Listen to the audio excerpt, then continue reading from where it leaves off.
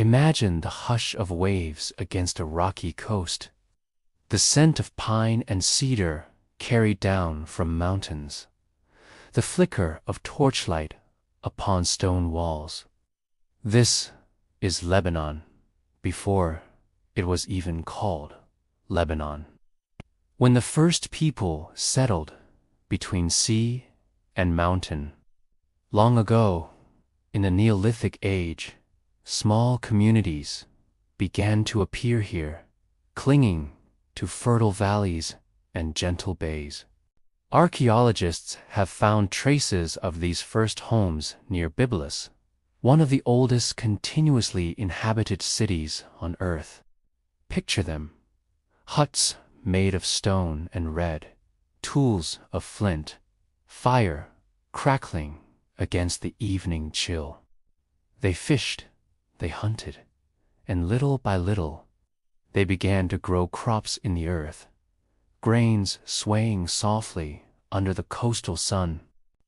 The geography of this land shaped everything that was to come. To the west stretched the sea, infinite and blue, calling to those who dreamed of boats and distant harbors. To the east rose mountains, the Lebanon range, thick with cedar trees, so tall and straight they seemed to pierce the sky. These forests would become legendary, whispered of in the Epic of Gilgamesh, celebrated in sacred hymns. The mountains were more than wood and stone. They were a refuge, a protector, a secretive realm where communities could shelter from invaders or simply find peace.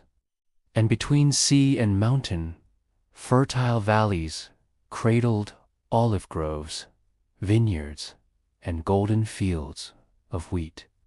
In those early days, life was simple, but even then, this land's position drew attention. It lay at the crossroads of continents, between Mesopotamia and Egypt, between inland trade and the open sea. Every step of its history would carry this dual weight, blessed by beauty, but always desired by others. And so, even in the Bronze Age, Lebanon became a land of bustling towns and fortified settlements. Close your eyes and picture a Bronze Age village along the coast. The sun sets in a wash of copper and rose. Smoke curls from clay ovens, and children play at the edges of narrow streets paved with pebbles, carrying copper, tin, and obsidian. In return, the villagers offer timber from the great cedar forests, resin for incense, and crafted tools of remarkable skill. They carve delicate beads, they fashion jars for oil and wine, and they begin to dream of writing symbols that can carry meaning beyond the spoken word. Byblos, in particular, grew into a radiant center, so closely tied to Egypt that ancient pharaohs wrote of it with reverence. Egyptian ships came for cedar wood to build their sacred boats, and in return they brought papyrus, beads of turquoise, and finely painted jars. Imagine the docks of Byblos, ropes creaking, sails furled, the golden glint of sunlight upon foreign treasures. Priests chanted in stone temples, honoring Balat Gabal, the lady of Byblos, goddess of the city. For thousands of years, this rhythm of exchange continued, weaving Lebanon into the tapestry of ancient civilization. The people here were not only traders, but also storytellers. From the mountains and forests came myths of gods who rose with the dawn and vanished into the underworld at dusk. Some of these tales later echoed in Greek myths, rippling outward like whispers through time. Each festival, each sacred rite, was an attempt to harmonize with the cycles of nature. The returning rains, the sprouting of crops, the long, dry summers. You can almost hear the distant sound of drums and flutes played under the starlight, celebrating the turning of seasons. But history is never still. Empires rose and fell around these early settlements. To the north and east, mighty kingdoms struggled for power. Armies marched, merchants traveled, and the small coastal cities of Lebanon adapted with resilience. They learned that survival meant openness, flexibility, and above all, mastery of the sea. For the sea was freedom in open road to places where armies could not follow. And so, slowly, another chapter began to take shape, one of the most luminous in world history. From these small towns emerged the Phoenicians, a people who would master the waves, invent an alphabet, and spread their culture across the known world. They were not conquerors in the usual sense. They did not rely on vast armies or towering empires. Instead, their power flowed from ships, from trade, from subtle influence and knowledge. But before we reach them, pause with me here. Still, in these earlier centuries, the land of Lebanon has already begun to show its essence. It is a place of balance between mountain and sea, between isolation and connection, between fragility and endurance. Even in the humblest villages of stone and clay, there was already a whisper of what was to come. Drift with that thought for a moment. Let it settle like evening mist. A land of crossroads, a land of cedar and sea, a land that will always carry the memory of ages past. As the stars shimmer above the Mediterranean, our story lingers on the edge of transformation. Soon, sails will rise, painted with purple dye, and ships will glide outward into the world. The Phoenicians are waiting just beyond the horizon, and with them, the next great wave of Lebanon's eternal story. But the dye was only one thread of their greatness. Their true gift was the sea. Along Lebanon's coast rose cities of extraordinary vitality. Byblos, Cedar and Tyre, each city a jewel, each harbor alive with sails and masts.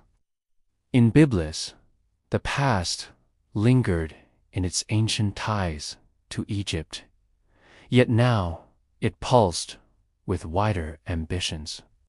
Sidon became a hub of artisans, producing glass so fine it caught and fractured sunlight like liquid stars. And Tyre grew into a city of legends, an island fortress ringed with harbors, bustling with merchants who seemed to belong to every land and none at all. Picture it, a harbor at dawn, ships creaking, gulls wheeling above, the smell of resin and cedar heavy in the air. Merchants speak in many tongues, Egyptian, Greek, Mesopotamian, yet somehow trade flows as smoothly as water. Bronze ingots are hauled ashore, baskets of olives and figs change hands. And beneath it all is the knowledge that the Phoenicians can sail farther, trade deeper than anyone else. Their ships were marvels of design, crafted from Lebanon cedar, tall and straight. The wood was famed across the world, its scent rich, its strength enduring. Whole temples in Mesopotamia and Egypt were built with Lebanese cedar beams, transported across seas and rivers by Phoenician hands. Even Solomon's temple in Jerusalem, the Bible tells us, was built with cedar from Lebanon, gifted by Hiram, the king of Tyre. Imagine those beams lifted into the air, polished, smooth, the scent of cedar filling sacred halls. But the Phoenicians did not simply send their wood outward. They sent themselves. They became the greatest sailors of the ancient world, venturing beyond the Mediterranean's familiar waters. They founded colonies wherever they went, tiny sparks of Lebanon scattered across the sea. Carthage in North Africa began as one of these colonies, and it would grow into a power so mighty it nearly toppled Rome.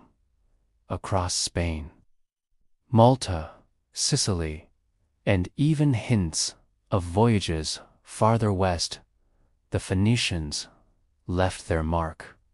Some ancient stories even whisper that they reached the Atlantic, and perhaps, long before others, glimpsed the dark, endless waters beyond the Pillars of Hercules.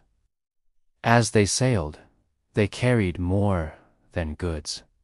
They carried ideas, symbols, inventions. Their most enduring gift was the alphabet. Unlike the complex scripts of Mesopotamia or Egypt, the Phoenicians devised a system of simple letters, 22 signs, each representing a sound. It was elegant, portable, and powerful.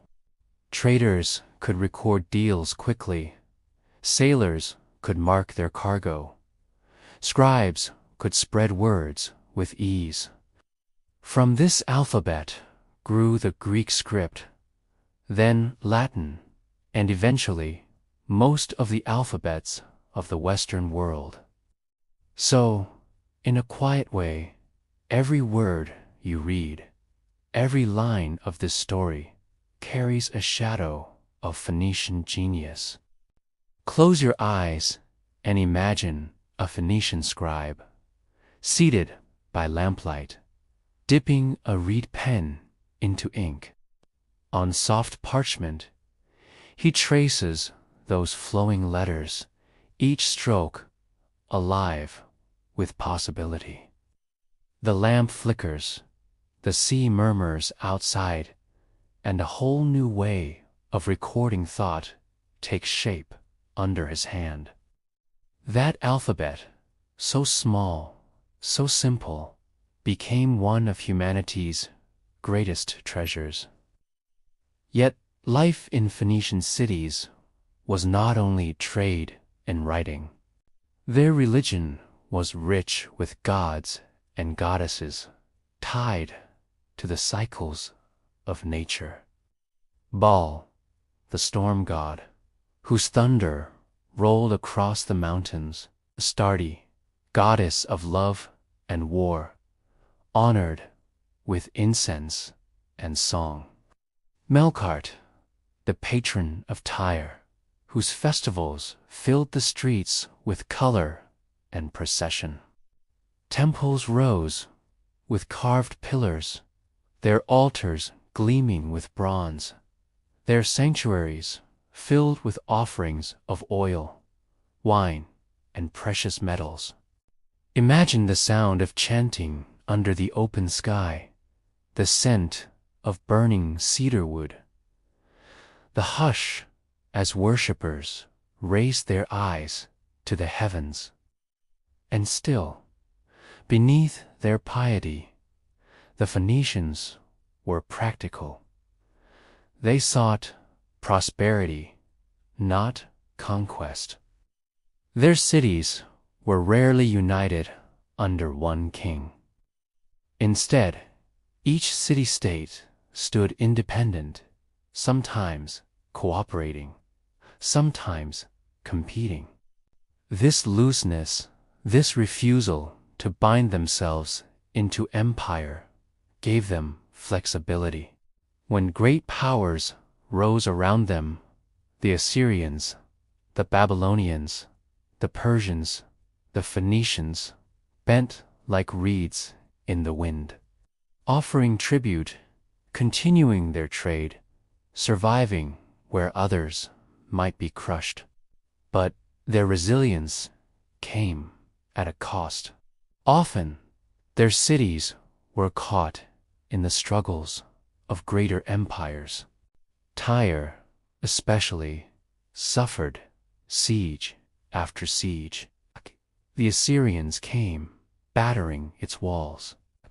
Later, the Babylonians, under Nebuchadnezzar, held it in a brutal blockade that lasted 13 years. And yet, the city endured, its island stronghold never fully broken. There was something indomitable in the spirit of these seafarers, something that whispered, "As long as there is sea, there is freedom." Even when Alexander the Great came, centuries later, Tyre resisted. For months it held out, its walls braced against one of the greatest military minds in history.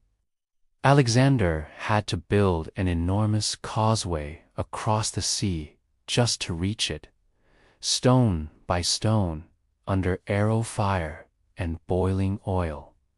Only then did Tyre finally fall, and even in defeat, its courage was remembered.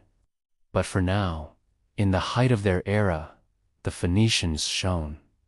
Their glassware sparkled in foreign courts, their textiles clothed royalty, their alphabets spread like seeds. Across the seas, the echo of their language carried. The hum of their markets blended with the crash of waves, a music of commerce and culture unlike any other. Imagine standing atop the walls of Tyre at dusk, the horizon painted gold. Below, the harbor teems with ships, their sails catching the evening breeze. The air smells of cedar, salt, and dye. Voices rise in many tongues, but all are drawn into harmony by trade, by exchange, by the quiet brilliance of this people. In that moment, Lebanon was not a land caught between empires, not yet a battlefield of powers. It was a lantern, a beacon of connection, a place where mountains, forests, and sea together produced something rare and enduring. The Phoenicians did not vanish, not truly. Though empires would come to claim their cities, though names would change, their spirit flowed on. Their alphabet lived, their colonies thrived, their reputation as sailors endured. Even today, when you whisper words into the night, a fragment of their legacy drifts within them. And so, the waves roll onward, carrying us from the purple-dyed harbors of Phoenicia into a new age. Empires loom on the horizon: the Assyrians, the Babylonians, the Persians, each casting long shadows across Lebanon's coast. The stage is shifting, the torches of power passing hand to hand. The land of cedar and sea is about to be swept into the vast tides of conquest, yet always, quietly, it will endure. The first were the Assyrians, fierce and relentless.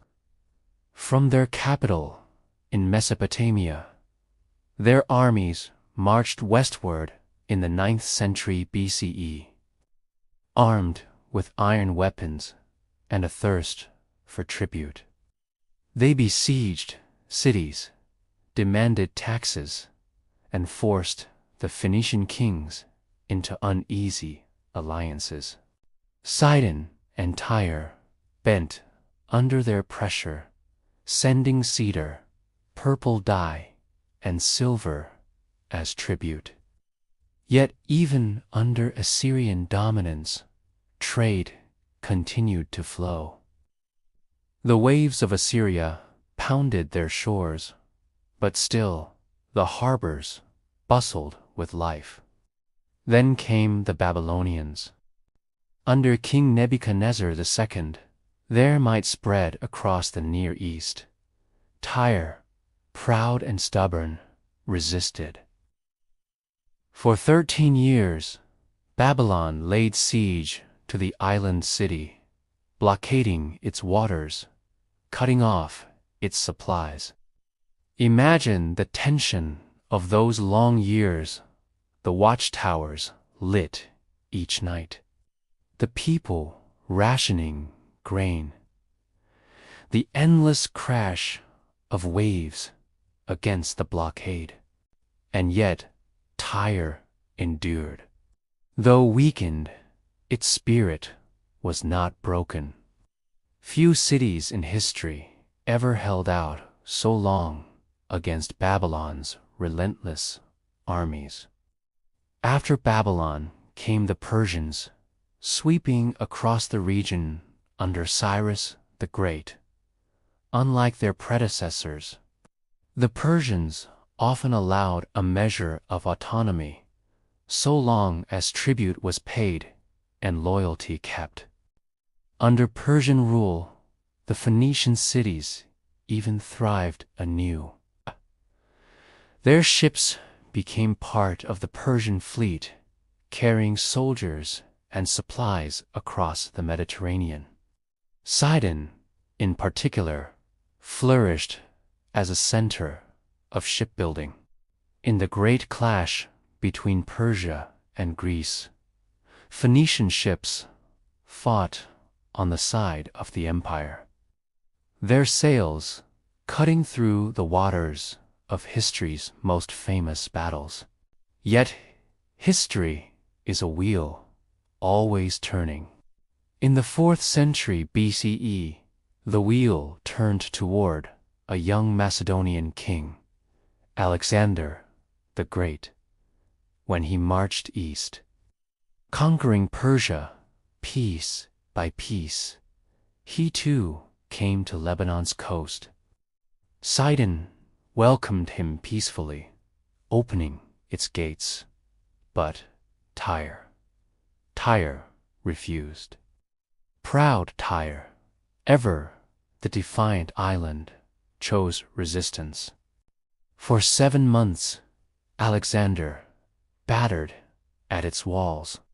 He ordered a causeway built across the sea, hauling stones and rubble, until his armies could march directly to its gates. Imagine the thunder of hammers, the clash of arrows, the cries of defenders hurling fire upon the invaders. At last, the city fell in 330 to BCE, its resistance carved into legend. From then, Lebanon fell under the Hellenistic world, ruled first by Alexander and then by his successors, the Ptolemies of Egypt and the Seleucids of Syria. Greek culture seeped into every corner: language, art, architecture. In the streets of Tyre and Sidon, you might have heard Greek philosophers debating in shaded courtyards, while local priests still lit incense before Phoenician gods. Cultures intertwined, blending old with new. Temples dedicated to Baal shared space with shrines to Zeus. The alphabet that the Phoenicians had given the world now returned in Greek form, shaping thought and poetry in their own cities. But greater still was the empire that followed. Rome.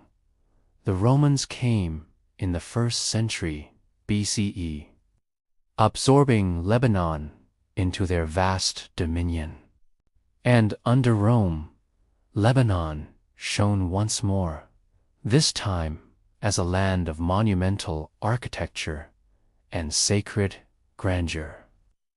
In Baalbek, high in the Bekaa Valley, rose one of the most astonishing temple complexes of the ancient world. The Temple of Jupiter, with columns so tall they seemed to touch the sky, stood as a marvel of Roman engineering. Imagine standing at its base, the stone beneath your feet cool and solid, the columns soaring upward, their capitals carved with intricate leaves and scrolls. Even now, in ruins, they inspire awe. Alongside Jupiter's temple were shrines to Bacchus and Venus, richly adorned with carvings of grapes, vines, and celestial figures. At festivals, processions wound through the courtyards, the air filled with music and incense, the mountains echoing with voices raised in celebration. To walk through Baalbek was to walk through the very soul of Rome's vision, transplanted into Lebanon's fertile valley. The Romans brought roads, aqueducts, theaters. Sidon and Tyre flourished as ports, their harbors filled with Roman galleys and merchant ships carrying grain, olive oil, wine, and glass. In Byblos, life continued much as it had for centuries, the city eternal, layered with history upon history. Roman villas dotted the coastline, their mosaics glittering with scenes of myth and sea, while amphitheaters hosted plays and spectacles under the Mediterranean sun. And yet, beneath the Roman order, older rhythms continued. Farmers still tended terraced hillsides of olive and grape. Fishermen cast their nets into the sea, just as their ancestors had done for millennia. Cedar wood was still prized, though the forests had already begun to thin. And in hidden valleys, small Christian communities began to form, whispering prayers that would one day reshape the land. For centuries, Roman Lebanon thrived. Traders traveled freely along the roads, Scholars copied texts in shaded courtyards. Soldiers marched through mountain passes. The empire's embrace was vast, and for a time, Lebanon seemed secure within it. But empires, like waves, always recede. Rome weakened, pressures grew, and Lebanon once again found itself at the mercy of shifting tides. Still, the ruins of that era remain, silent witnesses to grandeur. Stand beneath the towering columns of Baalbek, and you feel not just the weight of stone, but the weight of centuries each block carried, each carving chiseled by hands long gone. Their voices are silent, yet their work still speaks. It whispers of a time when Lebanon was not only a crossroads of trade, but a stage for the greatest civilizations of the ancient world. And so, as the Roman sun slowly set, the land prepared itself for new dawns of faith, of transformation, of resilience. Christianity was stirring in its hills, and soon Byzantium would rise. The mountains, as always, stood silent and eternal, keeping their secrets, watching history unfold like waves upon the shore. Imagine a lone traveler walking through the Lebanon range in the early centuries of our era. The path is steep, lined with pines and olive trees, the air sharp with mountain chill. In a cave carved into the rock, a small group kneels in prayer, a simple cross etched above the entrance. Their voices rise softly, chanting hymns, echoing against the stone. These were among the earliest Christian communities, seeking refuge in the rugged terrain where empire's reach was weaker and faith could flourish quietly. By the 4th century, with Emperor Constantine's conversion, Christianity was no longer hidden. It became the faith of the empire, and Lebanon's mountains filled with monasteries and churches.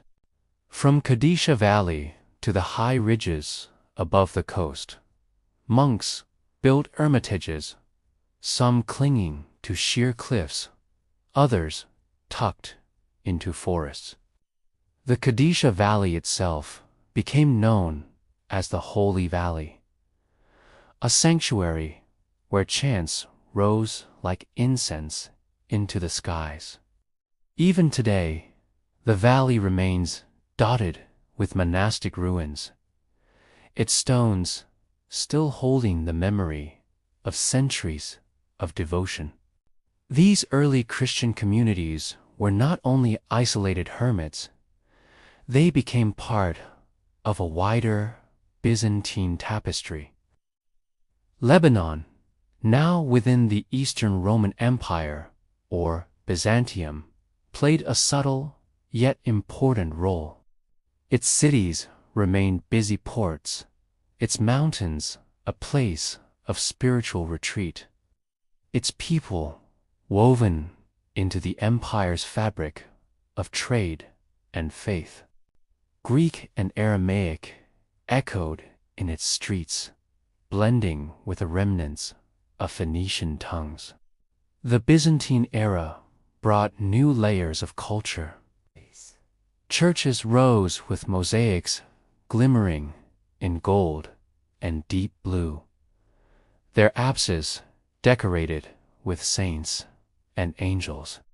In the flicker of oil lamps, worshippers gazed upon these holy figures, their faces serene, their eyes wide, seeming to watch with eternal calm. Imagine kneeling there, the cool marble beneath your hands, the scent of incense heavy in the air, the chants reverberating in endless rhythm. It was both otherworldly and deeply rooted in daily life, and yet life was never free of hardship. Earthquakes shook the land more than once, toppling temples and churches, cracking harbors and swallowing villages.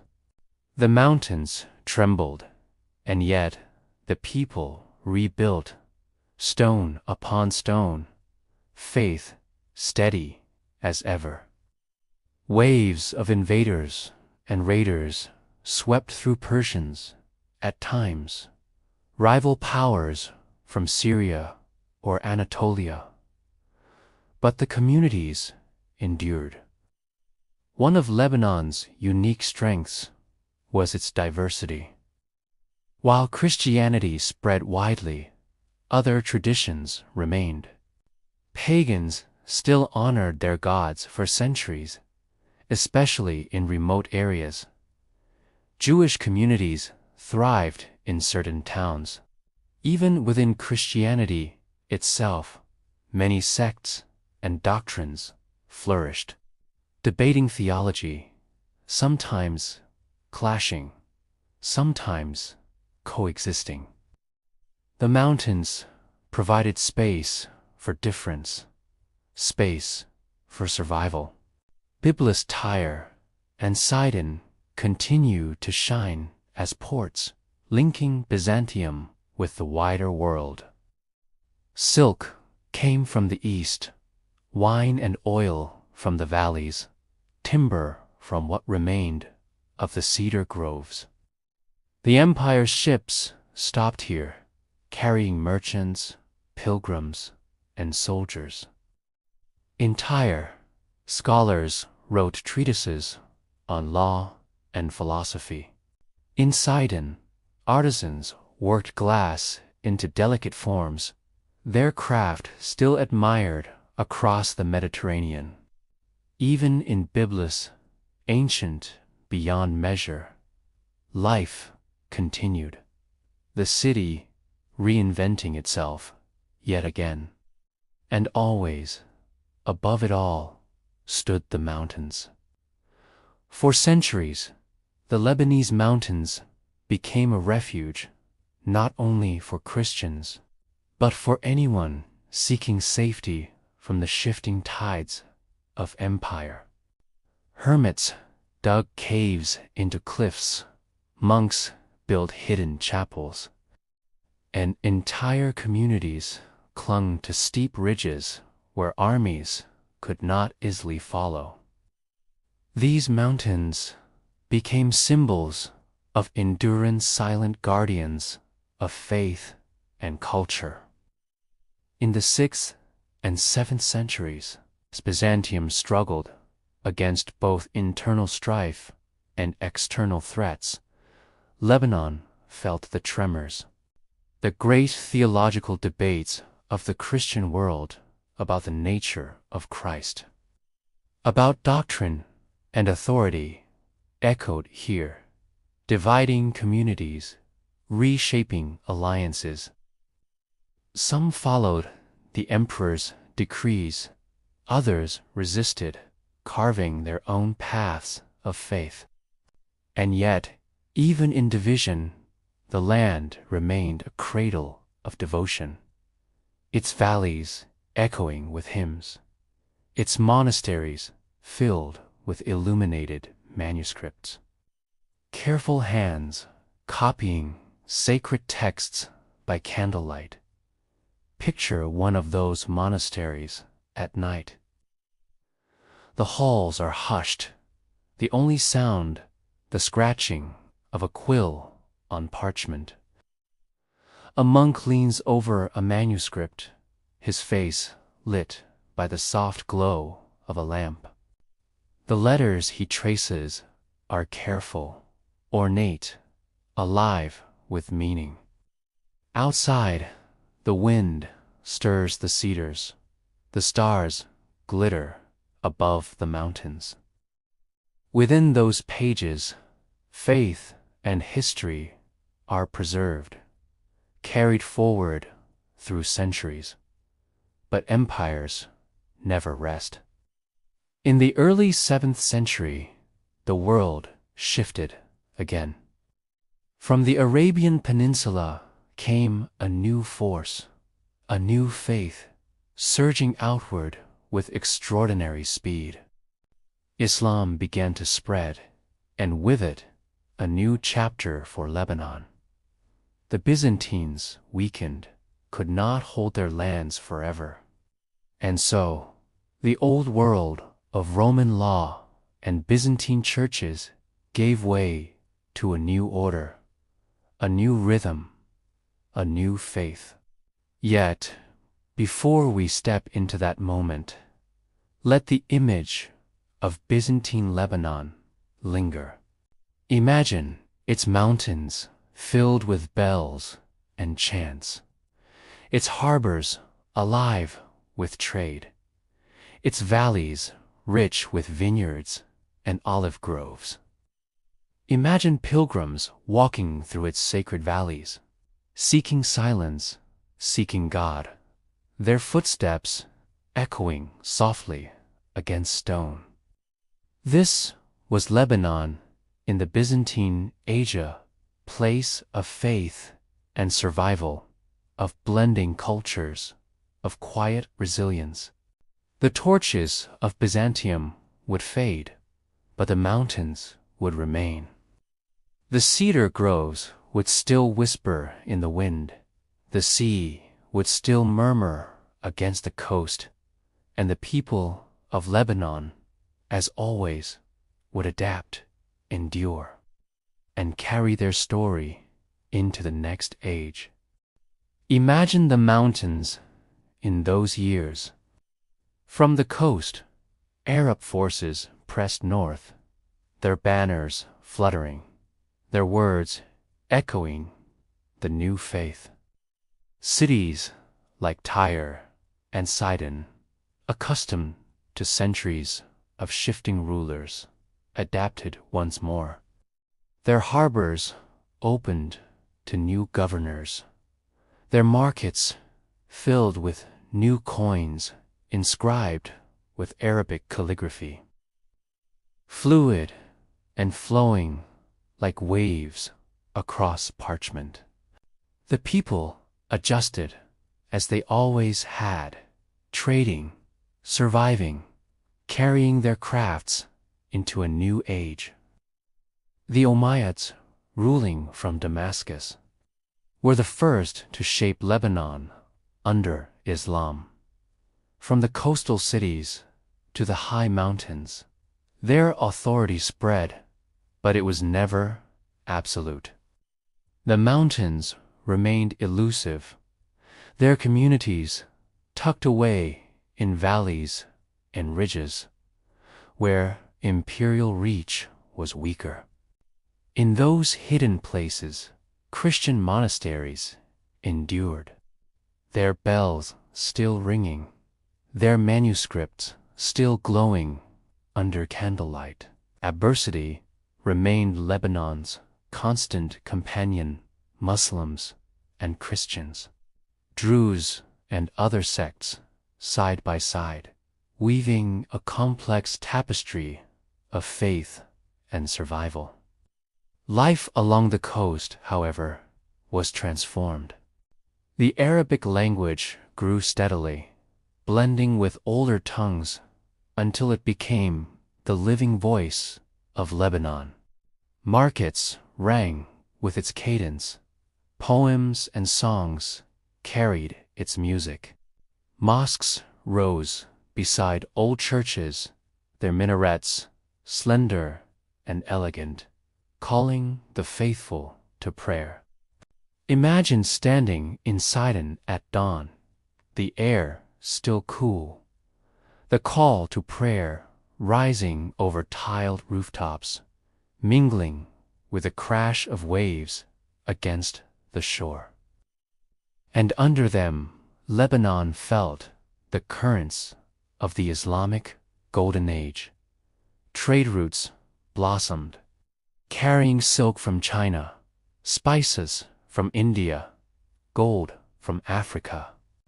Lebanon's ports thrived, its artisans perfecting glass, weaving textiles, pressing olive oil, and cultivating vineyards. Scholars traveled through its cities, carrying books of medicine, astronomy, and philosophy. In mountain villages, local traditions blended with Arab culture, producing new forms of music, poetry, and food. Picture a scribe in Tripoli in the 9th century, seated before an open manuscript.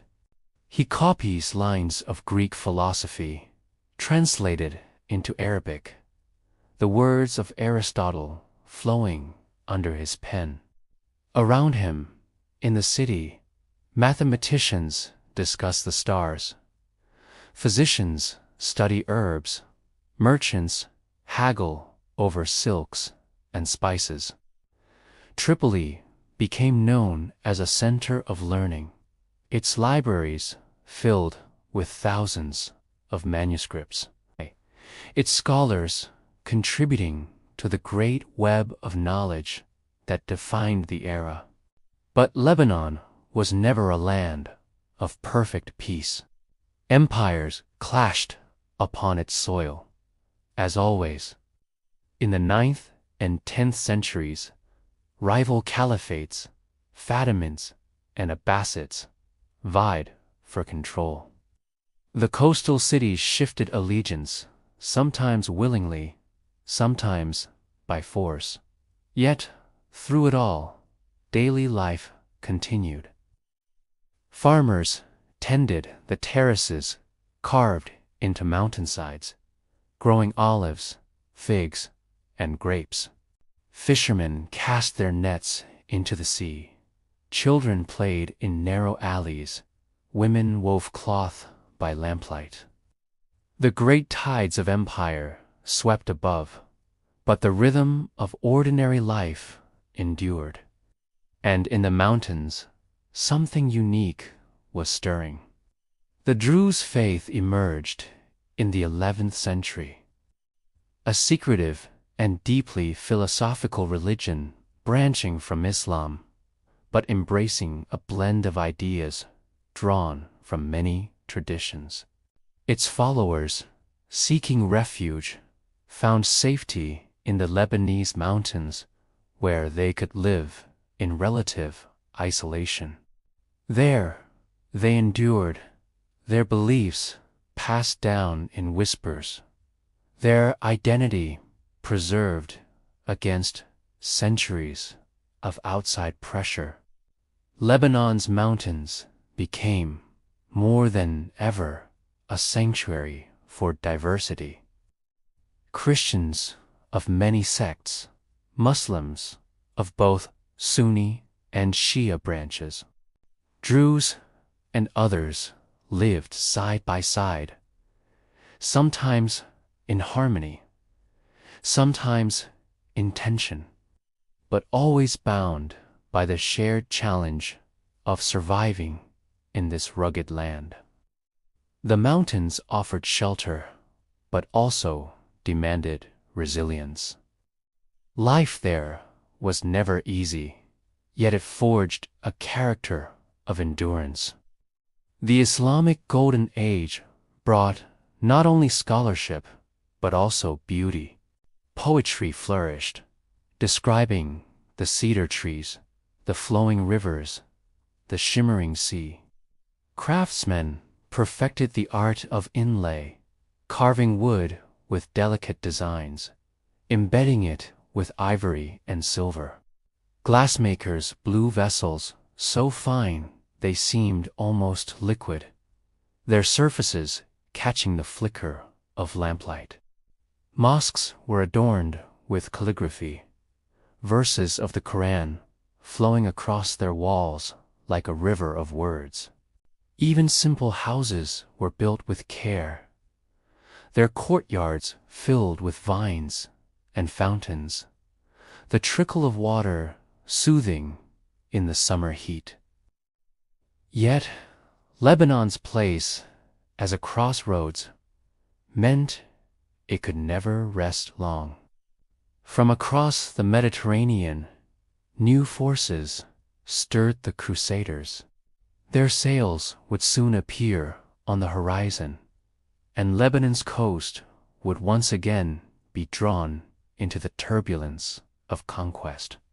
But before their arrival, pause for a moment in the golden glow of the Islamic age. Picture a summer evening in Tripoli. The sun sets in hues of amber and rose, the markets quieting after a day of trade. A scholar walks through narrow streets, the scent of bread and spices drifting through the air. He carries a manuscript under his arm, a work of medicine to be studied by lamplight. Above him, the stars begin to shine, bright and unclouded, as if inviting him to look upward, to measure their patterns, to dream of the infinite. This was Lebanon in the Abbasid age, a place of learning, of faith, of coexistence, a place both ordinary and extraordinary. In the valleys, monasteries continued their chants, and in the mosques, prayers rose 5 times a day. The hum of life was steady, unbroken, carrying the essence of Lebanon forward through centuries. Empires might come and go, but the mountains stood. The cedar trees whispered, and the sea kept its eternal song. Soon, the Crusaders' cross would glint upon the waves, and the Mamluks' banners would follow. But for now, let the memory of this age linger, a time when knowledge and faith flowed together. When Lebanon's ports shone with commerce, and its mountains guarded a diversity of belief that would endure across all ages. Imagine standing on the coast of Beirut in those days, the smell of salt and tar heavy in the air. Ships creak in the harbor, knights in helmets glinting, their helmets glinting, their banners rippling in the wind. Behind them come masons and merchants, priests and peasants, all drawn into the strange collision of cultures that marked the Crusader period. The Crusaders built castles, tall and stern, their stones cut from Lebanon's. One of the most famous was in Byblos, its walls rising like a guardian above the sea. Another fortress crowned the hills of Sidon, while the mighty crack-day Chevaliers to the north. Though just beyond Lebanon's borders, influenced the whole region. From these strongholds, the Crusaders ruled, taxing the villages, guarding the roads, and controlling the coastline. But they were never alone. For while Crusader lords imposed their rule, the local people endured in their own ways. Farmers continued to tend their terraced fields. Monks copied manuscripts in hidden monasteries, and traders still carried goods along the ancient routes. The mountains offered shelter for those who resisted, their valleys echoing with the quiet resilience of Lebanon's people. And the cities remained vibrant, caught between European and Arab worlds, absorbing influences from both. Life under Crusader rule was a mingling of cultures, often tense, sometimes unexpectedly harmonious. Markets bustled with goods from Europool, wine, and steel, while traders from the Islamic world brought spices, sugar, and silks. In Beirut, you might hear the clang of a blacksmith's hammer, shaping a crusader's sword, alongside the rhythm of an Arab artisan carving delicate woodwork. Languages mixed: French and Provençal, Arabic and Greek, Armenian and Syriac, voices weaving into a polyphonic hum. But the Crusaders' grip was never eternal. The Muslim world rallied, and, in the 12th century, the great leader, Saladin, swept through the Levant. His armies pressed the Crusaders, retaking Jerusalem and much of the land, though pockets of Crusader rule persisted along the coast. Lebanon, with its rugged terrain, remained contested ground, sometimes reclaimed by Muslim forces. Battles burned across the valleys, but the mountains, ever patient, looked down as if to remind all conquerors that they were only passing shadows. As decades rolled on, new powers rose. The Mamluks of Egypt, fierce warrior slaves who seized their own destiny, expanded northward. By the late 13th century, they turned their attention to Lebanon, determined to sweep away the last remnants of Crusader rule. Their armies marched with precision, and one by one, the Crusader fortresses fell. In 1291, the Mamluks captured Acre, the final great Crusader stronghold, and Lebanon's coast returned to Muslim rule. The Mamluks transformed Lebanon once more. They rebuilt cities devastated by war, expanded trade routes, and established firm control. Tripoli became a jewel of their domain, a bustling city with grand mosques, schools, and a vibrant market. Imagine walking through its streets in the 14th century, the scent of spices heavy in the air, copper lamps glowing in the twilight, merchants calling out their wares, silks from Damascus, sugar from the Bekaa Valley, books copied by careful scribes. The Mamluks prized knowledge as much as power.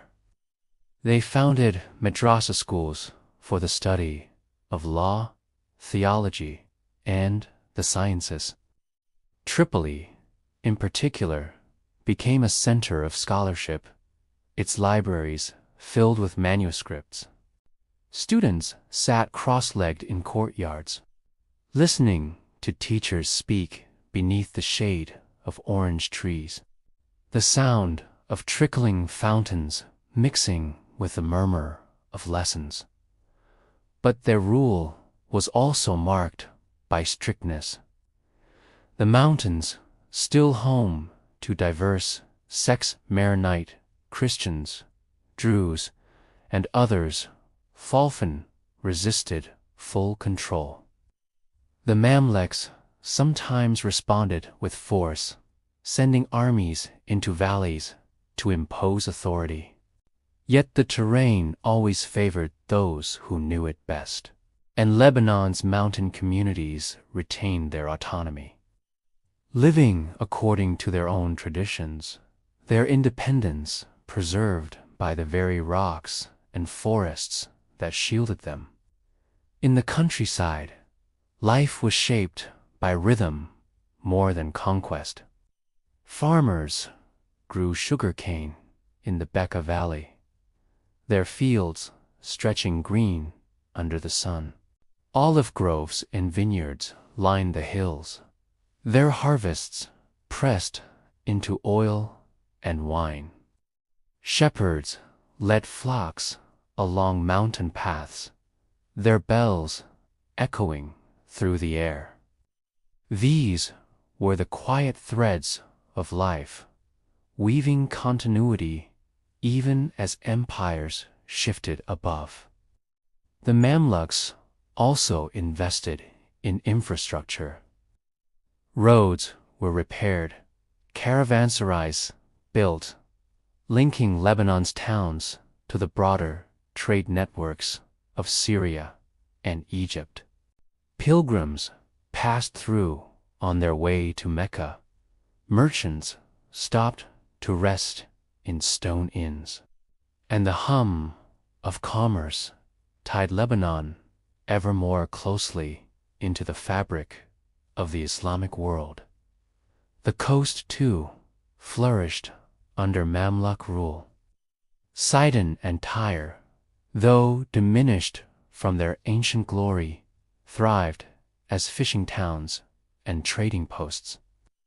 Beirut grew in importance, its port welcoming ships from across the Mediterranean. Sailors from Genoa and Venice anchored beside Muslim dhows, exchanging wool for spices, glass for silver, news for news. Lebanon was once more a bridge, its shores echoing with many tongues. Its people learning to navigate the currents of diversity and survival. Yet storms always brewed on distant horizons. In the 15th century, the Mamluks faced growing pressure from the rising Ottoman Turks.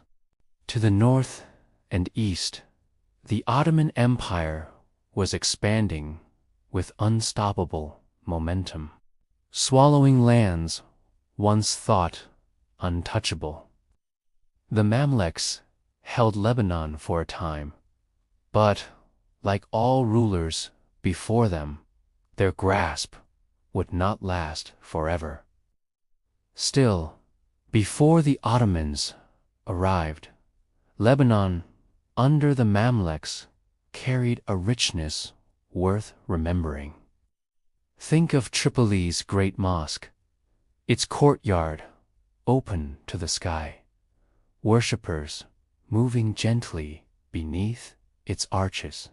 Think of the sugar mills in the valleys, their wheels turning with the flow of rivers.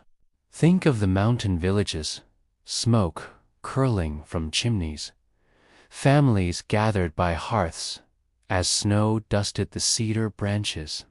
Lebanon in this era was a place of contrasts, fortresses crumbling under siege, yet libraries flourishing with knowledge. Empires clashing, yet farmers tending their soil. Rulers demanding obedience, yet mountain sects guarding their autonomy. A land forever in motion, forever layered with memories. The Crusaders had come and gone. The Mamluks had risen and ruled, and soon another empire would lay its claim. The Ottomans were waiting, their banners ready to fly above Lebanon's mountains and coasts. But for now, let us linger in this twilight where the echo of church bells mingles with the call to prayer, where the stars above Tripoli shine on both scholars and shepherds, and where Lebanon, as always, remains itself, resilient, diverse, eternal. The Ottomans ruled with a mixture of firm hand and subtle allowance. They divided their empire into provinces, each overseen by governors loyal to the Sultan in distant Constantinople. Lebanon, though small, was of special interest. Its mountains harbored fiercely independent communities, and its ports opened the empire to the Mediterranean. To govern such a land, the Ottomans learned to balance control with concession, often granting autonomy to local leaders who knew the terrain and its people far better than any outsider could. One such leader was Fakhr-al-Din II, a name still remembered with reverence in Lebanese history. A Druze prince of Mount Lebanon, Fakhr-al-Din rose in the late 16th and early 17th centuries. Imagine him riding through the mountain valleys, the air scented with pine and cedar, his eyes sharp, his mind alert. He was not content to be a mere local chieftain. With vision and ambition, he sought to carve a space of independence within the Ottoman world. Fakhr-al-Din forged alliances with European powers, especially the Florentines of Tuscany. He welcomed architects, engineers, and traders from Italy who brought with them new ideas in fortification, irrigation, and architecture. Under his rule, Mount Lebanon flourished. Terraces expanded along the hillsides. Aqueducts carried water to villages, and new crops, such as mulberry trees for silk production, took root. The silk trade became a lifeline, linking Lebanon's economy to the great markets of Europe. Picture women in mountain villages tending to mulberry leaves, silkworms spinning their delicate threads, the shimmering fibers later woven into fabrics bound for Paris and Venice. Fakhr-al-Din's rule was not only economic but cultural. He encouraged dialogue among Lebanon's many sects, Druze and Maronite, Muslim and Christian. He sought to build a society in which diversity could thrive under his leadership. But his ambition also drew suspicion from the Ottomans, who feared his growing power. Twice he was forced into exile, once finding refuge in Tuscany, where he marveled at Renaissance palaces, gardens, and art. Returning to Lebanon, he tried to blend what he had seen abroad with the traditions of his homeland. His castles bore European influences. His gardens were laid out with new elegance, and his political vision reached beyond the mountains. Yet, in the end, the Ottomans crushed his ambitions. In 1635, he was captured and executed, a dramatic reminder that Lebanon, however independent in spirit, remained bound to the empire. Still, Fakhr-al-Din left behind a legacy of resilience, innovation, and the dream of autonomy that would echo through centuries. After his death, Ottoman control tightened, but Lebanon's uniqueness could never be erased. The mountains continued to harbor communities that managed their own affairs. Maronite Christians expanded their monasteries and schools, copying manuscripts in scriptoria where oil lamps flickered late into the night. Druze families preserved their faith, passing teachings quietly from generation to generation. In the valleys, peasants worked their fields, their lives tied more to the rhythm of harvest and prayer then to the distant sultans in Istanbul. By the 18th century, another notable family rose to prominence, the Shihabs. Originally Sunni Muslim, many members of the Shihab dynasty later converted to Christianity, reflecting the fluidity and complexity of Lebanon's sectarian fabric. The Shihabs, like fake al-Din before them, balanced loyalty to the Ottomans with efforts to strengthen local autonomy. They built palaces in the mountains, patronized art and learning, and cultivated ties with both Druze and Maronites. It was during the Shihab era that Mount Lebanon's Maronite population began to grow in influence, supported by connections with the Catholic Church in Rome and by ties to France. Maronites established schools and monasteries that became centers of education and culture. Imagine a stone monastery perched high above a valley, its red-tiled roof glowing in the sunset, its cloister echoing with the quiet chant of monks. From such places emerged not only religious devotion, but also scholarship, the preservation of Arabic and Syriac manuscripts, and the teaching of new generations.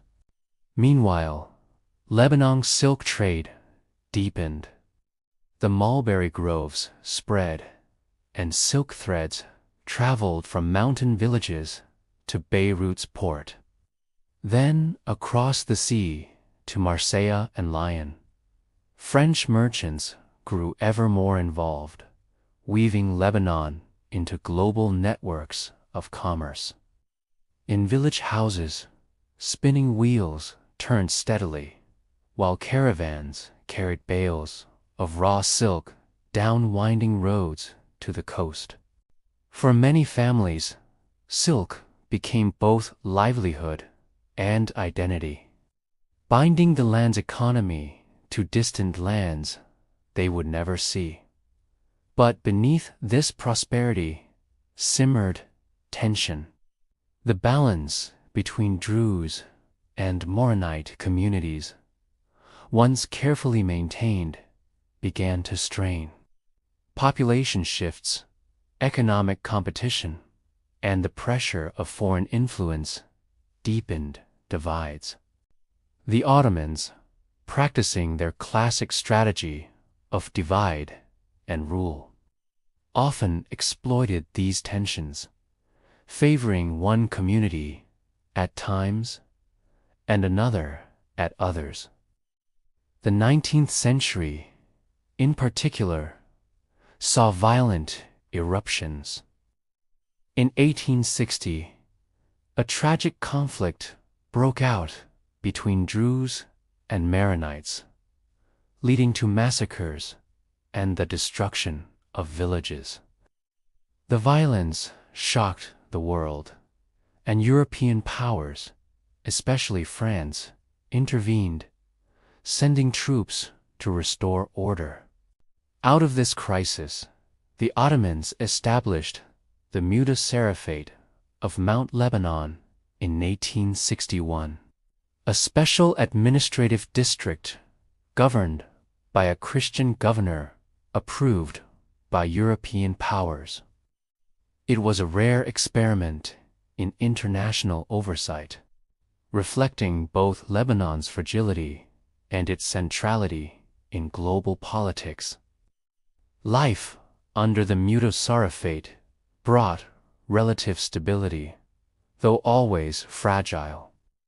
Roads were built, schools expanded, and Beirut grew rapidly as a cultural and commercial hub.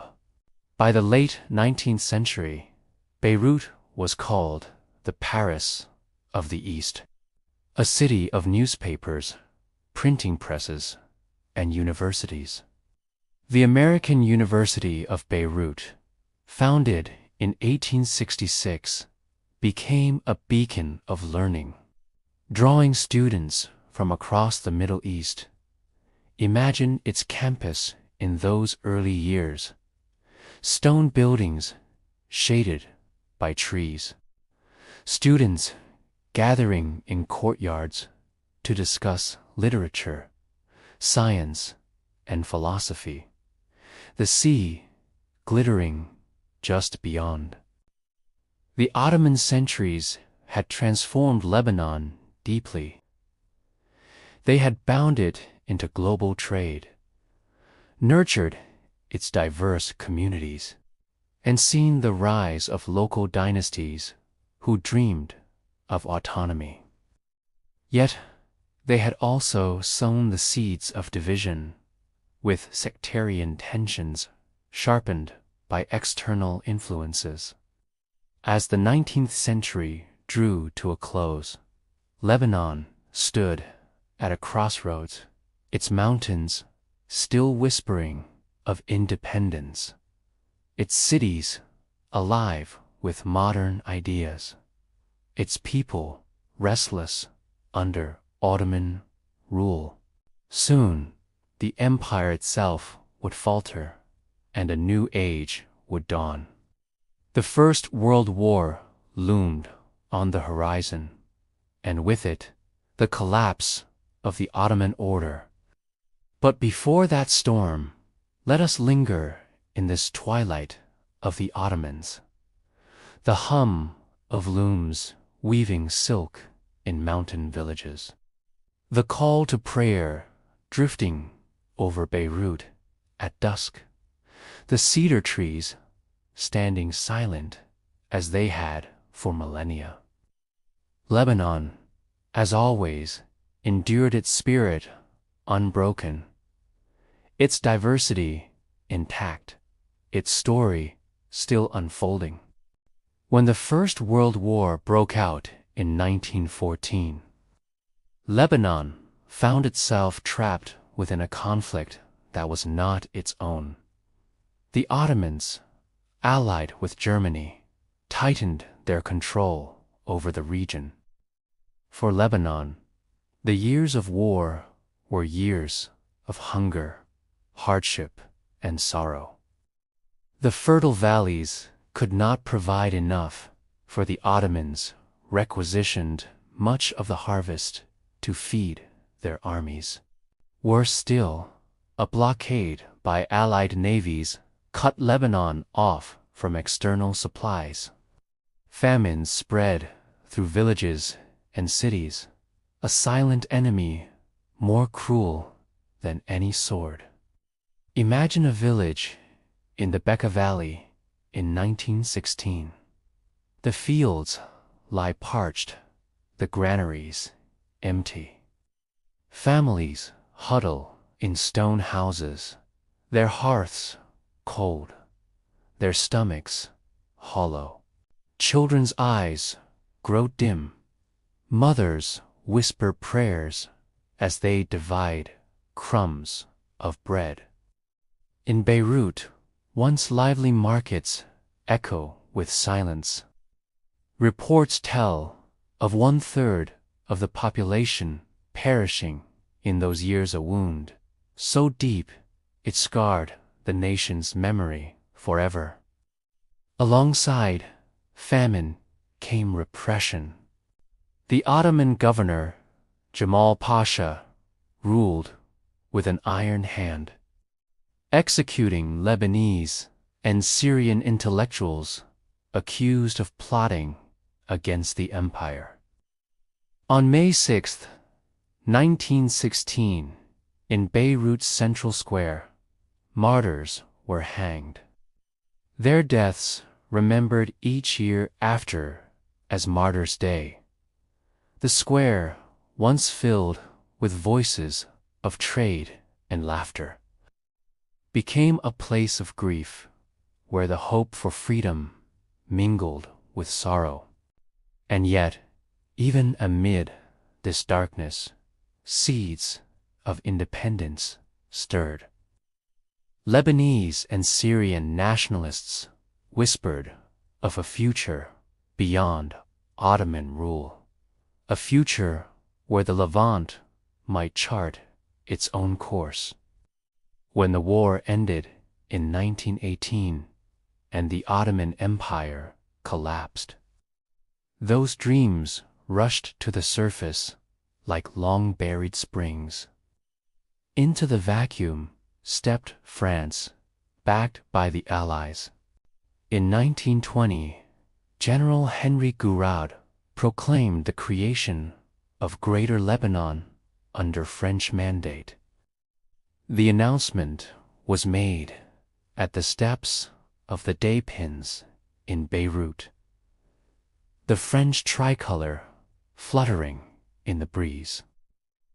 For the first time, the borders of modern Lebanon took shape, uniting Mount Lebanon with the coastal cities of Beirut, Tripoli, Sidon, and Tyre, as well as the fertile Bekaa Valley. It was a new entity, a mosaic of communities, Maronite and Druze, Sunni and Shia, Armenian and Greek Orthodox, gathered into one frame. The French mandate brought both hope and tension. For some, especially many Maronites, it was seen as protection, a shield under which Lebanon could flourish. For others, particularly Muslims who identified more with the broader Arab identity, it felt like foreign domination, an echo of colonial rule in an age that yearned for freedom. The French introduced new schools, built roads, and modernized administration. But they also imposed their authority, sparking resistance. Picture Beirut in the 1920s, French soldiers marching along the Corniche, their boots striking the pavement, filled with journalists debating in Arabic and French, schoolchildren carrying satchels to newly built classrooms. The air is alive with a strange blend of languages, cultures, and ambitions. Newspapers flourish. Writers explore questions of identity. Poets sing of both Lebanon and the wider Arab world. The city hums like a hive, restless and vibrant. One of the most symbolic events came in 1920, when Patriarch Elias Hoyik and other leaders gathered to accept the proclamation of Greater Lebanon. For the first time, Lebanon's borders embraced the diversity that defined it, though the balance was delicate. Maronites looked to France for protection. Sunnis often looked southward toward Damascus, and Shia communities in the south and Bekaa remained marginalized, their voices muted but enduring. Lebanon's eternal challenge, the art of coexistence, was sharpened anew. During the 1930s, calls for independence grew stronger. Students and intellectuals marched in the streets, demanding self-rule. Writers published fiery essays, blending romantic imagery of Lebanon's mountains with sharp critiques of colonial power. The French, pressured by global winds of change, slowly allowed more autonomy, though they never loosened their grip entirely. The Second World War accelerated Lebanon's path. In 1940, when France itself fell under German occupation, Lebanon was briefly controlled by the Vichy regime, loyal to Nazi-allied France. British and Free French forces soon invaded in 1941, liberating Lebanon from Vichy, but keeping it under Allied oversight. The Lebanese, however, were no longer content with half measures. Their leaders pressed for full independence, their voices steady and insistent. And so, in 1943, a moment arrived that would define modern Lebanon.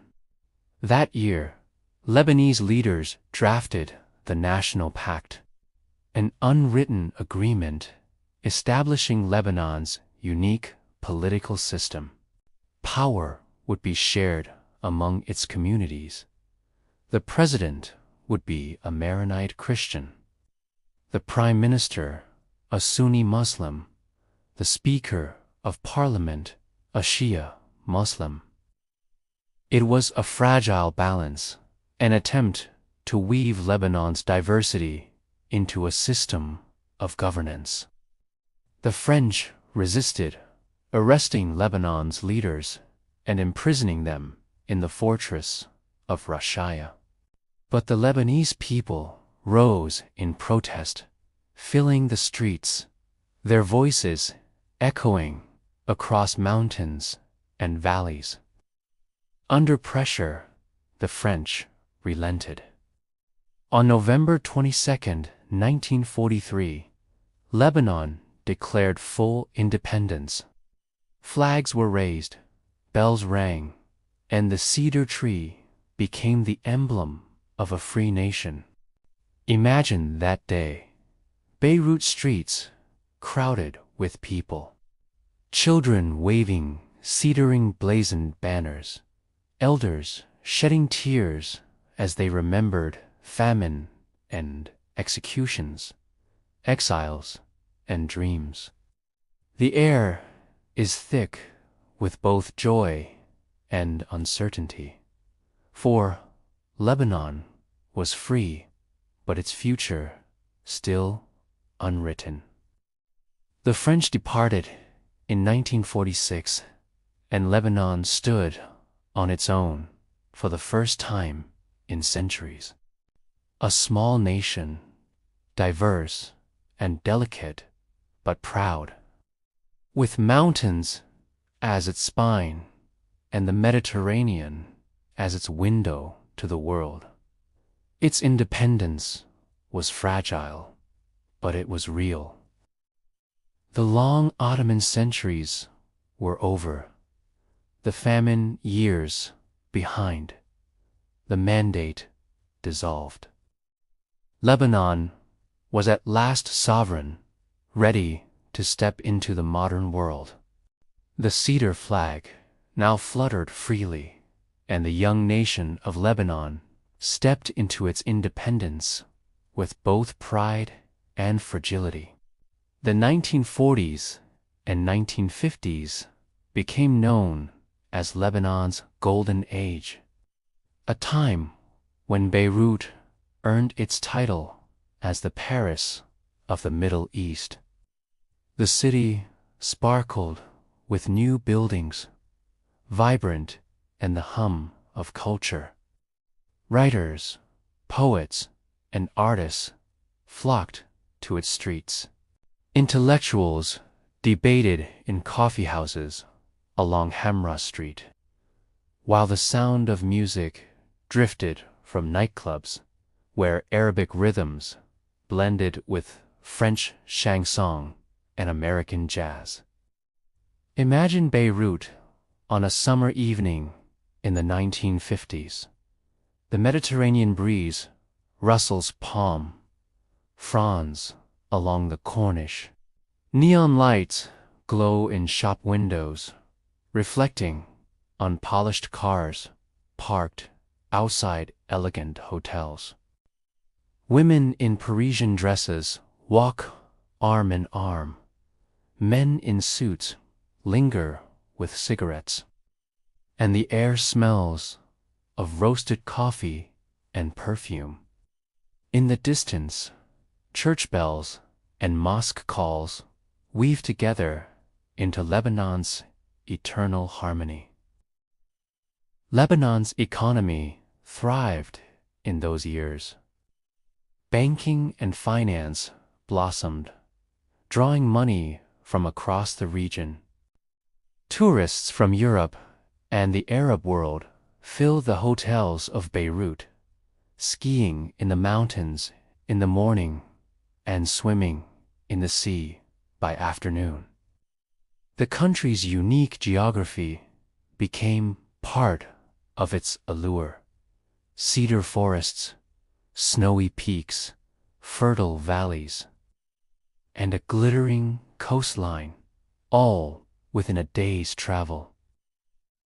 Foreign journalists began calling Beirut the Switzerland of the East, a land of neutrality, prosperity, and charm. But beneath this glamour, the old complexities remained. The national pact sectarian system, designed to balance Lebanon's communities, was both strength and weakness. It allowed representation, but also froze identities, binding political power to religion. Sunnis, Shias, Maronites, Druze, and others coexisted, but tensions simmered. Each community looked too different friends, the Arab world, the West making Lebanon both connected and vulnerable. The regional storms of the mid-20th century soon reached its shores. In 1948, the creation of Israel and the First Arab-Israeli War sent waves of Palestinian refugees into Lebanon, altering its delicate demographic balance. Camps sprang up around Beirut and in the south, their tents later replaced by crowded neighborhoods. The refugees, dispossessed and restless, became part of Lebanon's complex puzzle, their fate tied to the broader conflict of the region. The 1950s brought political turbulence. In 1958, a crisis erupted as Lebanon was pulled between Western and Arab nationalist influences. President Camille Chamoun sought closer ties with the West, while many Muslims supported Egyptian leader Gamal Abdel Nasser's pan-Arabism.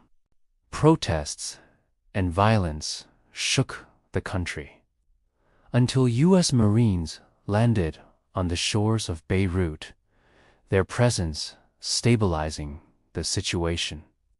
It was a reminder that Lebanon, small as it was, lay at the crossroads of global and regional struggles. Still, the 1960s shimmered with prosperity. Beirut became a hub for literature, film, and fashion. The city's nightlife rivaled Paris and Rome. Its universities produced some of the brightest minds in the Arab world, and its newspapers carried voices of freedom rare in the region. Lebanon was not only prosperous, it was free, with a press that questioned power in a society that embraced debate. For many, it was a golden dream. But dreams can be fragile. In 1970, the conflict in neighboring Jordan drove thousands of Palestinian fighters into Lebanon. Armed groups settled into refugee camps, challenging the Lebanese state. Skirmishes broke out between them and Lebanese factions, adding new sparks to old tensions. The balance of the national pact, already fragile, strained further. The storm that had long been whispered was drawing near. In April 1975, Lebanon plunged into civil war. It began with a bus ambush in Beirut, but soon the violence spread, dividing neighborhoods, cities, and villages. Christians fought Muslims, leftists clashed with rightists, militias rose along sectarian lines. The once glittering city of Beirut became a battlefield. Its hotels scarred with bullet holes, its boulevards split by barricades. Imagine walking through West Beirut in 1976. The streets are eerily silent. Windows shattered, cars burned. Somewhere, a sniper's shot cracks the air, sending shadows ducking behind walls. Families huddle in basements, candles flickering, their radios whispering the latest news of clashes. In East Beirut, life is different, but no less tense. Militias patrol the streets. Checkpoints divide one neighborhood from another, and the memory of harmony feels like a distant dream. The war dragged on for 15 long years. Foreign armies entered Syrian troops in 1976, Israeli forces in 1978, and again in 1982. The Israeli invasion of Beirut in 1982 was among the war's darkest chapters, when tanks rolled into the city and refugee camps like Sabra and Shatila witnessed massacres that shocked the world. The city of beauty became a city of ruins, its skyline broken, its people scattered across the globe. Yet even in war, Lebanon's spirit endured. Families shared food in bomb shelters, poets wrote verses by candlelight, musicians strummed songs of longing. The cedar tree, though battered, did not break. The war ended officially in 1990 with the Taif Agreement, brokered under Arab and international auspices. Power was redistributed, giving greater voice to Muslim communities.